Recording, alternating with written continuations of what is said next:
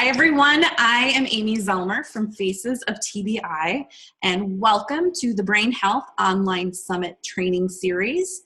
I am a TBI survivor from a fall on the ice in February of 2014, and myself, along with Dr. Jeremy Schmo from Minnesota Functional Neurology, we saw a need in the brain injury community for more training and education on alternative healthcare methods and modalities for those suffering from the lingering effects of a brain injury. So our goal through this summit is to help educate and bring awareness to this invisible injury that affects 2.8 million Americans each year and is the leading cause of death and disability in the world.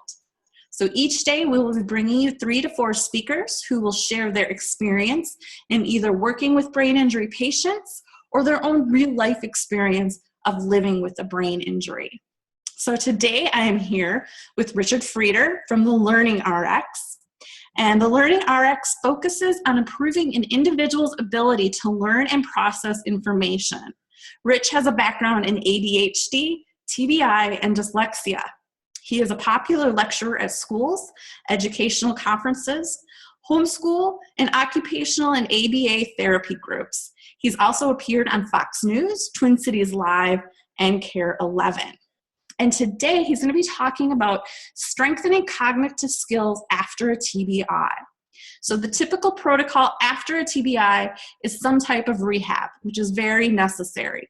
However, sometimes after completing rehab, individuals are still left with cognitive skills that are still diminished, which makes functioning at the pre-TBI level difficult. So welcome to the summit, Rich. I'm so glad to have you here. Thanks, Amy. Excited to be here. Yeah, so I've done some work with you. I know you've worked with Ben Utek from, I always forget his team, the Colts, the Indianapolis Colts.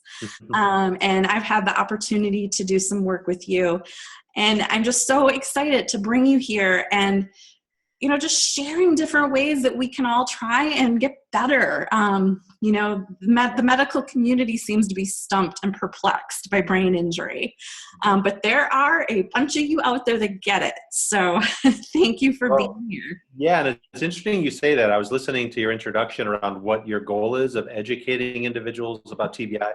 So, Amy, I was at a Rehab Association conference last week. I was speaking at that meeting, and there was a rehab, basically a doctor who focuses on rehab. He leads the rehab group for a major hospital in the Twin Cities area. And one of the things he said in his presentation is that 10 years ago, many doctors didn't even know what TBI stood for, right? So it is definitely, growing in awareness, but that's a little scary too. When I heard that, I was like, wow, really? I was just at the brain injury conference here in the cities this past week, and one of the lecturers stated that only 4.5% of pediatricians are comfortable treating brain injury.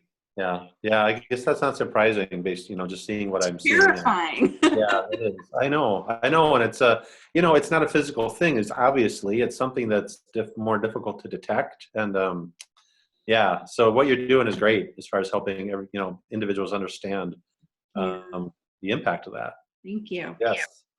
Yeah. So well, thanks for having me on. So yeah, what we do at Learning RX, I'll kind of give a little bit of background, and then kind of is, as you kind of indicated, we work with individuals with all kinds of either learning or just function issues.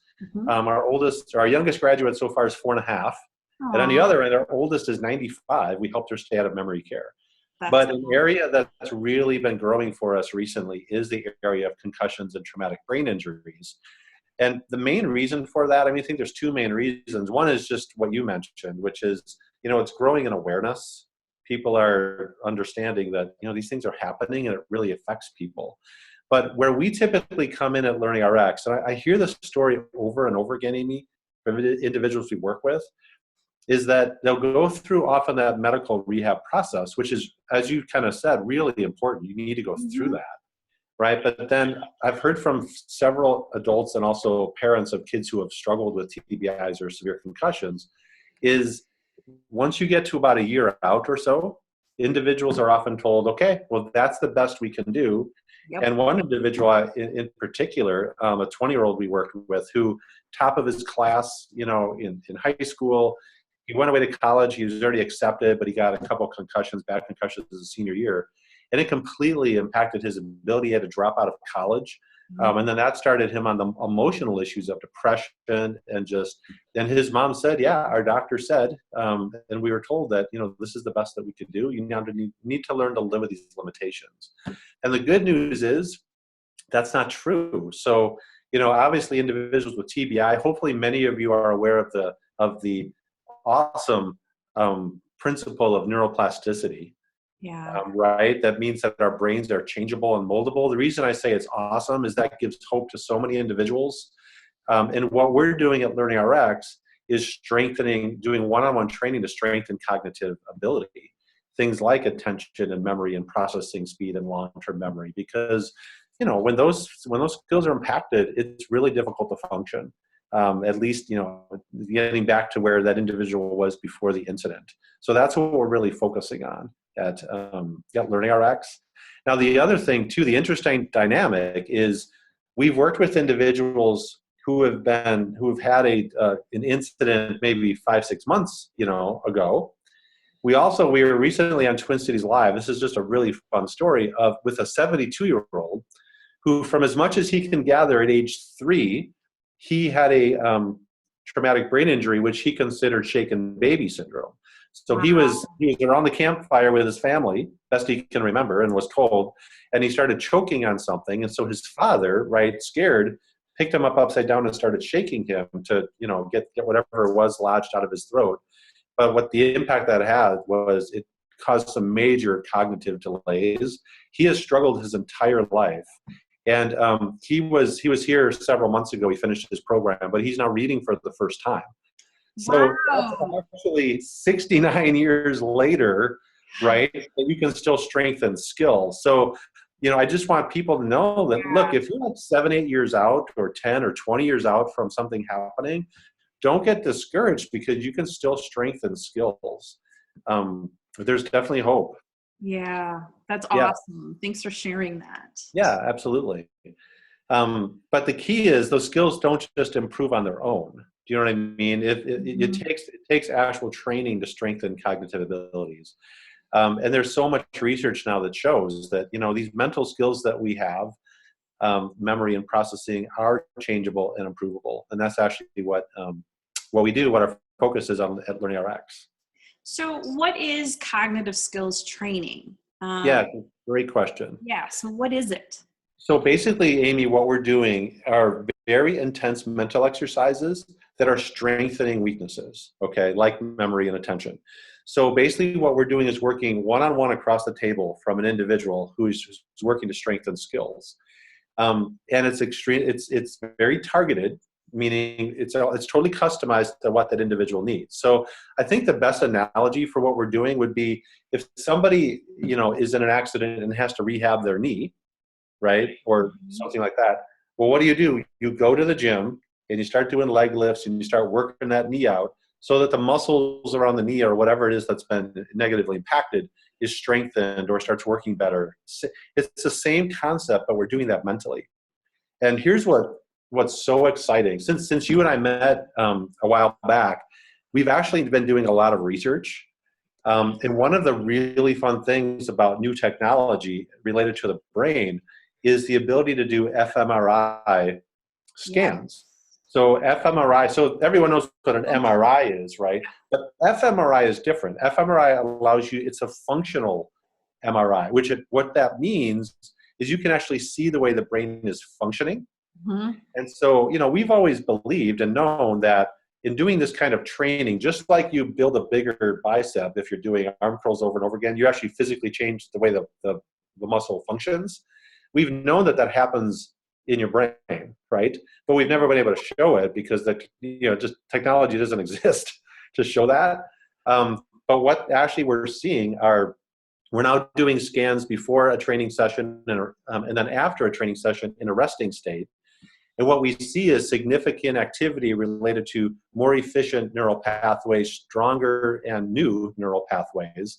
And what's really neat is those that activity improvement is actually correlated to measured gains in skills like memory and processing speed and auditory and visual processing. So we're actually able to show that that we're actually changing the way the brain functions. We actually presented that last year at the neuroscience conference in San Diego last fall. Oh, cool. So it's pretty amazing. I mean, I don't think we're going to get to the point where we have fMRI scanners in our centers.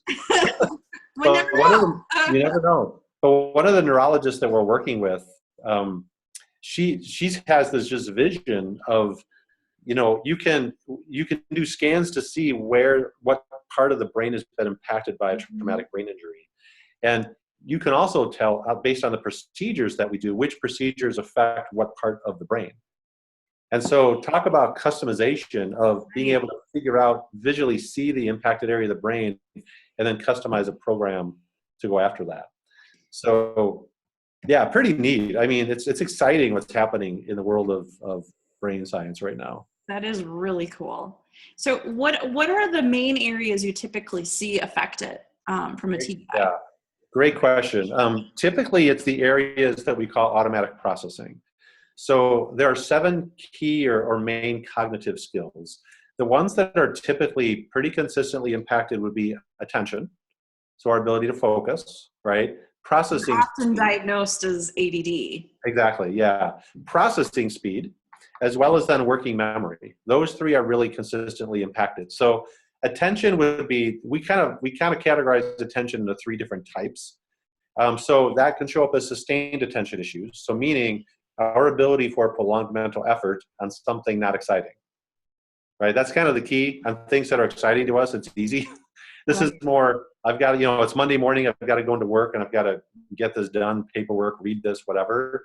Often individuals struggle, they tune out, zone out. Being in conference calls or listening to a lecture in school, you can't keep up and you zone out.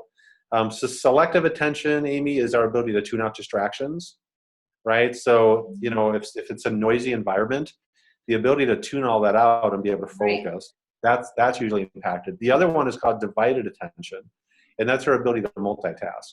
So an example of that would be, like right now, if somebody were taking notes on the session, for example, that's an example of divided attention, where you're holding in your mind what I've said, but writing listening to what I'm currently saying. You're kind of doing 2 things at once or switching between tasks. That's often impacted. Working memory is often impacted. So working memory is our ability to take information in, use it, and then give it back in some form. We worked with a 15-year-old in our Egan Center who, really bright kid, was actually, like, his logic was like 98th percentile. But after his concussion, he struggled significantly in math, and he always had excelled in math. And what he said is, he's like, I can't handle the multiple steps. I can't keep that straight in my mind while I'm working through a math problem, right? So it usually shows up as issues with sequential processing, which can be, for example, if you're on the job and your boss says, "Hey, I need you to go do these 3 things for me," and you're not allowed to write it down, right? Your ability to hold those 3 things in your mind, right? Yeah. Or if it's a kid, hey, go brush your teeth, put your laundry away and take the trash out. Those things become really difficult. So, and then the last one is processing speed. And this one is when processing speed is impacted. Honestly, every skill is important. But I've seen, Amy, that if processing speed is weak, that really undermines someone's ability, because your brain cannot function quickly. And often what that feels like then for the TBI victim is feeling overwhelmed because things come at you quickly. Processing speed weaknesses also relate to attention issues, actually. So, for example, we just completed a randomized control trial on individuals with ADHD that showed significant gains, but also one of the things that showed is that just because it's an attention issue doesn't mean that it's actually an attention issue. Right. And what I mean by that is, let's say processing is a struggle.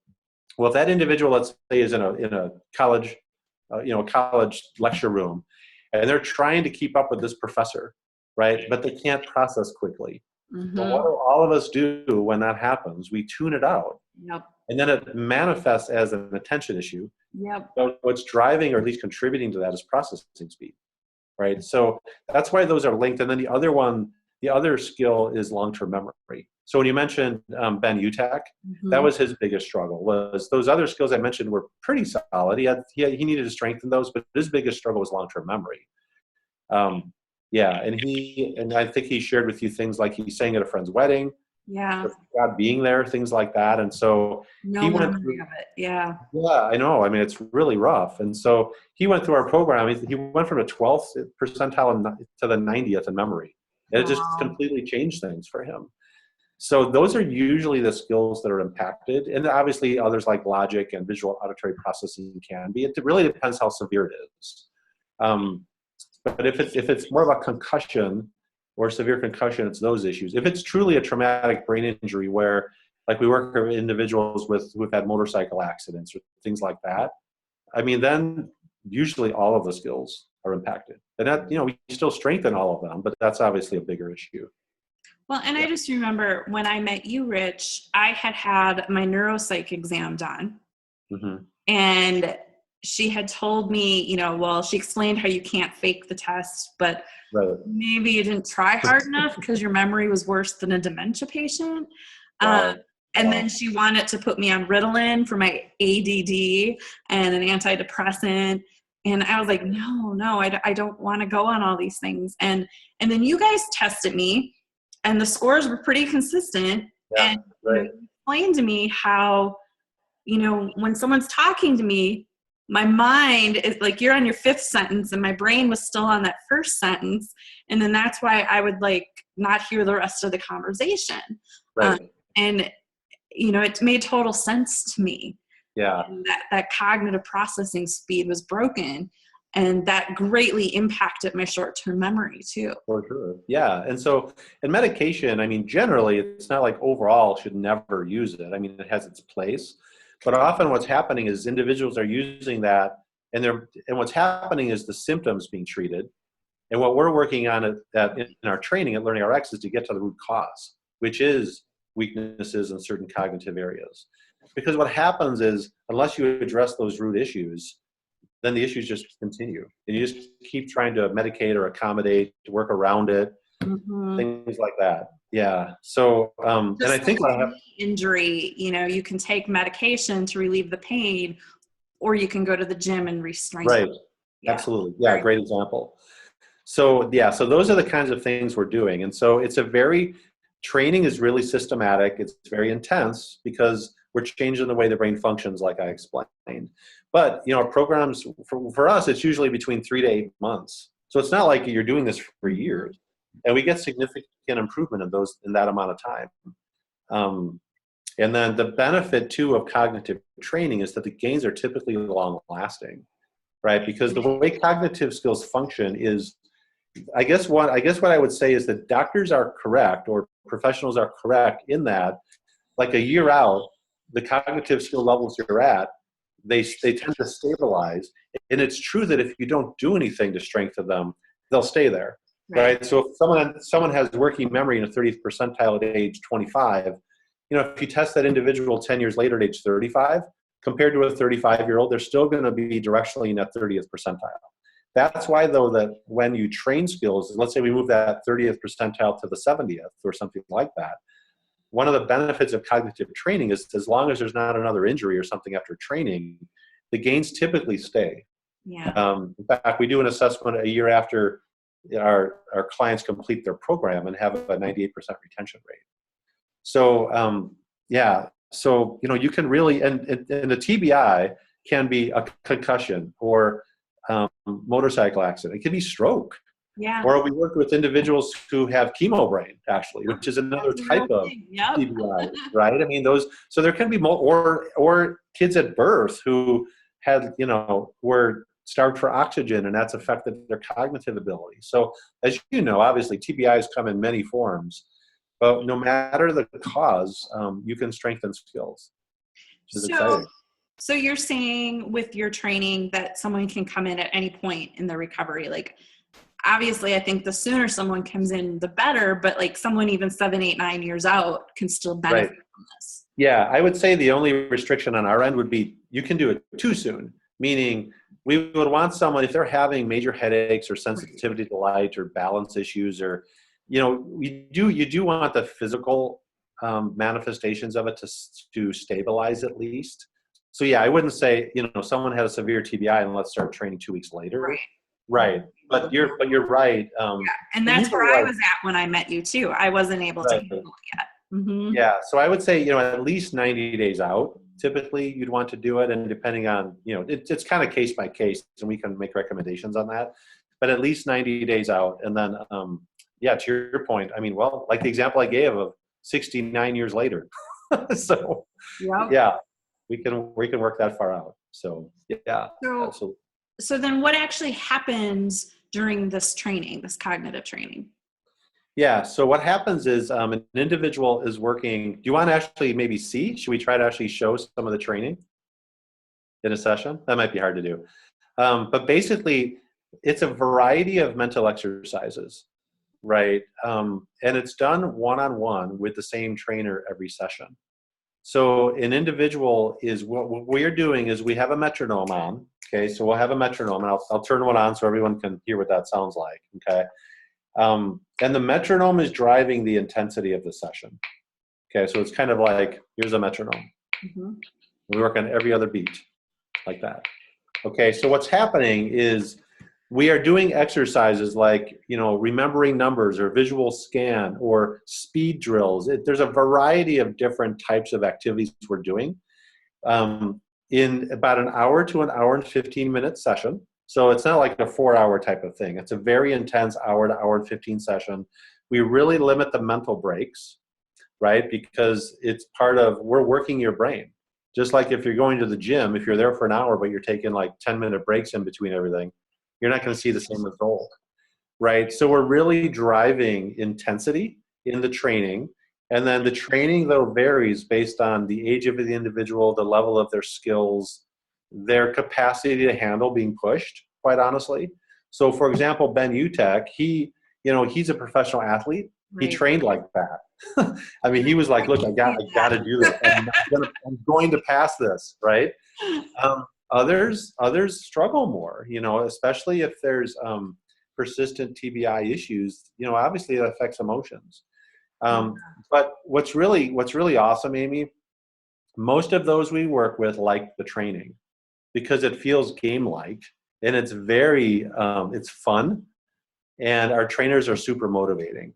And we call them trainers for a reason. It's not teaching. This isn't tutoring. It's training. So think about more like a coach or a mentor across the table, kind of daily working with you to improve skills. The other impact that has is it builds confidence because the individual's overcoming things that are hard, and that snowballs into greater levels of confidence that like, hey, I can do this. I can overcome these issues. So, so it's those types of things that we're doing. Just very intense exercises, depending on where the weaknesses are. Yeah. If you wanna try and run something on me, I'm right. Okay. All right. Let me give it a shot. So let's see how this works. Maybe I shouldn't. Remember this? Well, here, and I can. Why don't I do it? It might be easier. No, that's fine. I can do it. You want to try it? Real life. Yep. So can you see the colors on that? Yeah, I can mostly. Okay, well, you know what? Let's actually just do direction then. Okay. So what I want you to do is for 3 rows, I want you to tell me, so going left to right, just like you're reading, I want you just to tell me the direction of the arrows. Okay, just kind of do it as fast. I won't use the metronome because that might be hard, but just do it as fast as you can. And while you're doing that, I'm going to try to distract you. All okay, right. so just sort of ignore me and just do 3 rows. So you're going to end here. Okay. Okay, so whenever you're ready, go ahead. Left, down, blue, right, orange, red, up, blue, red, down, yellow, purple, left, green, left. Right. Did you have a weekend? It was so nice yesterday. It was down, super sunny right, and warm. Left, up, down, right, left, purple, right, green, down, left, up, right, left, up, down, left, down, purple, right, green, up, down, orange, left, down, up, down. Okay, left. good job. So you're kind of getting a sense of that, right? Yeah, so I remember that. And good job. It's hard to do that over basically Skyping, right? But what's happening right there is we're working sustained attention, your ability to stay focused on something. We're working processing speed because we're going to be timing you to see how fast you can go and go faster, faster, faster. I was distracting you because I was working on selective attention, your ability to tune distractions out. Okay, so a principle behind training is that I almost answered one of your questions. Did you? Yeah. Well, about how was your weekend or whatever? Yeah. I almost answered it. Like, no, focus. I thought I saw that. I'm like, uh-oh. Yeah, so there's a principle behind training, and that is that the neurons of the brain that fire together wire together. Okay, so for example, I'm pushing you to use your brain a certain way, right? And again, just like if I'm doing arm curls over and over again in a systematic, intense way, my bicep reacts over time to be strengthened to accommodate the requirement being placed upon it. The same thing happens mentally. When you're doing, I mean, we do many more exercises than just this example, but it kind of gives you a sense, right? When you're doing these types of things 4 to 5 hours a week for 3 to 8 months, it's changing the way your brain is functioning, just like those MRI scans I mentioned. And that's exciting. And you're actually strengthening attention skills. You're strengthening processing and those types of things. Yeah. So that's the type of thing we're doing. And then, yeah. I was going to say that the selective attention, I know the first 2 years, like going to a restaurant was so hard because you've got TVs, you've got music, you've got people, and then you're trying to concentrate on the person you're with. And you take so for granted that your brain filters that out for you. And when it's broken, it is so overwhelming and just sucks your energy. Yeah, it's very frustrating. Yeah. And so that's why if you were to come into our centers, it's actually really loud. It is. That's actually purposeful. Damn metronomes. Yeah. So what we're doing is we're not teaching strategies to kind of work around weaknesses. We're strengthening cognitive weaknesses because the key is everyone needs the ability to cope, right? So, I mean, as probably many of your viewers know, that if there's weaknesses in certain areas, it's not like you're going to go to work and they're like, hey, you get this really quiet cube because we know there's this issue and everyone's work's due is due on Friday, but we're going to give you more time because, I mean, you have to be able to cope. And that's what we're doing at Learning RX is increasing skill levels so that individuals either vocationally, academically can just function better and overcome or strengthen skills to improve quality of life from the TBI and the concussion issue. So so the concept of neuroplasticity is awesome. It's just hopefully it provides hope to a lot of individuals. I don't know if you've heard of the book The Brain That Changes Itself. Yes. Have you? Yeah, I mean, I highly recommend that book. It's basically for those viewers who haven't heard it or read it. It's basically case studies across the globe of individuals who have overcome neurological struggles, either TBIs, strokes, type of TBI, etc. And there's actually it's been turned into a documentary on YouTube that's free. Oh, I didn't know that. Yeah, which is pretty cool. So in your centers, what are the typical gains that you see through this training? Good point, or good question. So we typically average like a 3 to 3.5 year cognitive skill improvement. So that would be kind of for the average. So when you look at it from a kid's perspective, kind of like the average 12-year-old, let's say, right? Which would be, we work with, kids, we work with 4.5 to 22-year-olds. For an adult, really, you're looking at about a 30 to 35 percentile point jump. So meaning if someone comes to us with working memory in the 30th percentile, our typical gain, our average gain would be around getting them to the 60th or so. Which is a huge jump. Yeah. Very significant improvements. And then that transfers to our ability to function in real life. Mm-hmm. So, so very, very significant gains. And then the program length and how that all works completely depends on the goals of the individual and the cognitive deficits. So the greater the deficit, the longer the program needs to be because we need more time to strengthen the skill. Yeah. So you own several Learning RXs here in Minnesota. Yes. Egan, Woodbury, and Savage. And there's 7 in the Twin Cities area and 1 in Hudson. And they're throughout the U.S. too, right?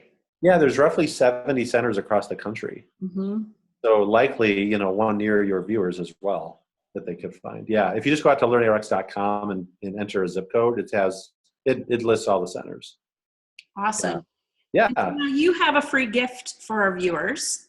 I do. You have an ebook. Yeah, it's a free ebook called Unlock the Einstein Inside. Mm-hmm. Happy to send that to you as a free ebook. It's an excellent book that talks about the latest in brain science, how cognitive skills impact our ability to function, to learn. Highly recommend it. That's actually free if your listeners want that. Mm-hmm. And we'll have that link right below this video here on the Summit page. So be sure to check that out. And you also have an offer for our Summit viewers for a discounted assessment, correct? For listeners who are local. Yeah, so we will do a $49 assessment for listeners who are local in the Twin Cities area. So it's usually about $200 for an assessment. Now, the assessment we give is called the Woodcock-Johnson 3 Cognitive Abilities Battery. So this isn't a LearnRx test, actually. It's used by psychologists, doctors, educators. And what it'll provide, Amy, is an age equivalency across all these underlying cognitive skills we've talked about. The key is that it identifies how the TBI is showing up. And you know what I mean? It basically tells the root cause as to why an individual might still be struggling in certain areas. And then it enables us to customize the program to address those weaknesses. So yeah, that's quite an offer. That's awesome. Thank you for doing that for our Summit listeners. Absolutely. Do you have any parting words of wisdom, whether related to Learning RX or not? Well, I would say, just if you've suffered a TBI or concussion and you're out, several years from that, don't lose hope, because you can still strengthen your skills. Don't settle for where you're at if you're not happy with where you're at. You can still strengthen skills, so don't give up. I mean, again, the example of Wayne, who's the 72-year-old we worked with, 69 years later, I would bet most of your listeners have had their TBI within 69 years. So you can, whether it's working with us or other ways to strengthen cognitive skills, don't give up on that, because there's definitely hope. There is definitely. Yeah. Thank you for that. And thank you for being here, Rich. I'm so glad you were part of the summit and just sharing your knowledge. I think the concept of never losing hope is so incredibly powerful. Yeah, Amy, thanks. I appreciate what you're doing too, to just keep this, encourage your viewers and listeners, and, just raise awareness around TBI issues. It's huge.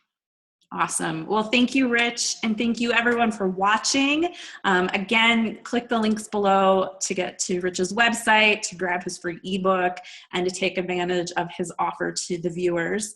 And be sure to just tune in to all of our days of the summit. We've got some amazing speakers lined up. I'm so excited for all of you. And just always remember that you are not alone in brain injury. Thanks again, everyone. Thank you, Rich. Thank you.